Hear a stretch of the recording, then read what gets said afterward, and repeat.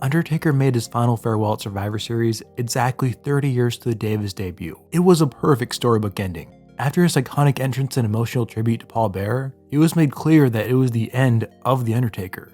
No more WrestleMania matches, no more Druid entrances, and no more crown jewel shows being billed as The Undertaker's last match. Because as we all know, when someone retires in wrestling, they always stay retired.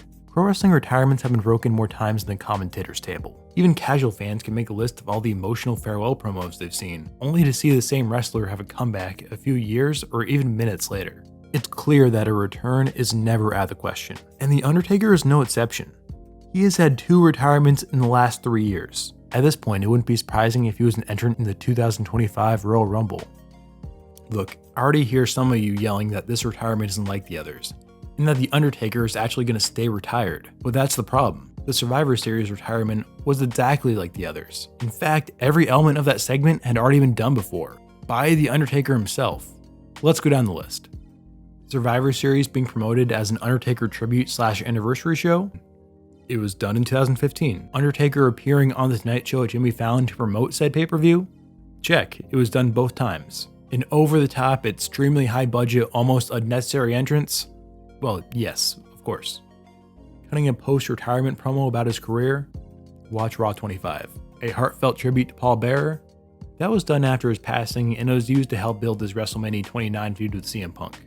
And speaking of CM Punk, why wasn't he on the list of people paying homage? If Jeff Hardy was there because Undertaker made him a star early in his career, shouldn't Punk be there for similar reasons? It's not like they picked people based on corporate image rather than truly representing the Undertaker's career, because that would just be silly.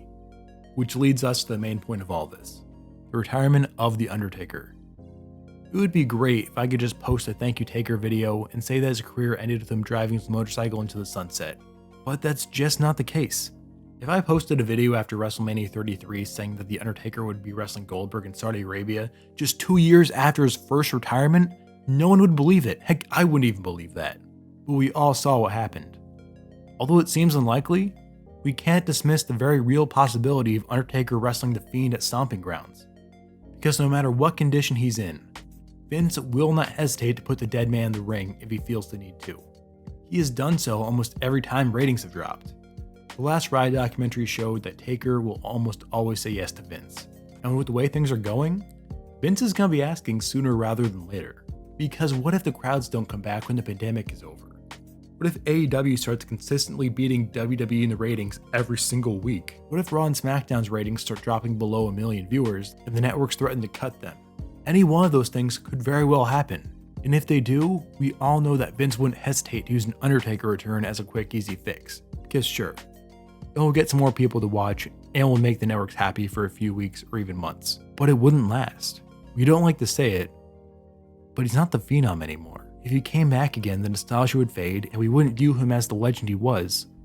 We would see him as the person he never wanted to become. The one thing that I don't want to be is past my prime. I don't want to be out there in the ring with people saying, you should have seen him here. I don't want people out there feeling sorry for me. Everyone has great memories watching Undertaker matches, but for wrestling's sake, and more importantly, Mark Calloway's safety, we need to let the dead man rest in peace. Because that is what wrestling is all about. Thank you for watching. Please be sure to subscribe, it really does mean a lot for a small channel like this. We not only post about what happens in the ring, we also talk about what it's like being a part of the wrestling community. Because that is what Wrestling Informer is all about.